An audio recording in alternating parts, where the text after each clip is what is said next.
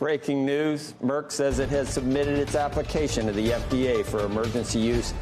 It sings oral antiviral medicine to treat mild to moderate COVID-19. I mean, how awesome would that be? Phase 3 data for the drug molnupiravir showed a 50% reduction in the risk of hospitalization or death. The drug can be taken by patients at home shortly after a COVID diagnosis. It inhibits replication of the virus. It's been shown to be active against the most common COVID variants. We will talk to Dr. Scott Gottlieb about it. We'll also talk to Dr. Christiana Barden, who has been a speaker at some of our conferences. Beck, this lady, man, MIT undergrad.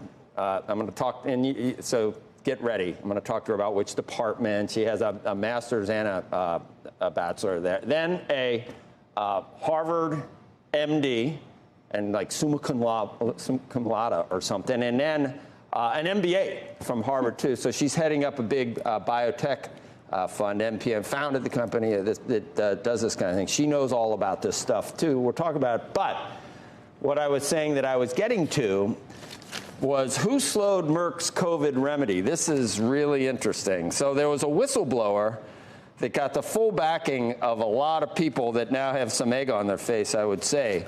Rick Bright, who was at BARDA, the Biomedical Advanced Research and Development Authority, and they said that this was being rushed through by the Trump administration because of a relationship they had with a guy down at Emory. Remember, we heard about Ridgeback, and it's down at Emory University, and the hedge fund people that Faber knows all that. So they were accusing this of being for profit. And my favorite line is from Senator Elizabeth Warren, who tweeted in May, "The Trump administration ignored warnings from Dr. Rick Bright, the country's top vaccine scientist, and fired him after he wouldn't go along with the president's reckless push for a miracle cure for COVID." You know what that miracle cure was? This drug?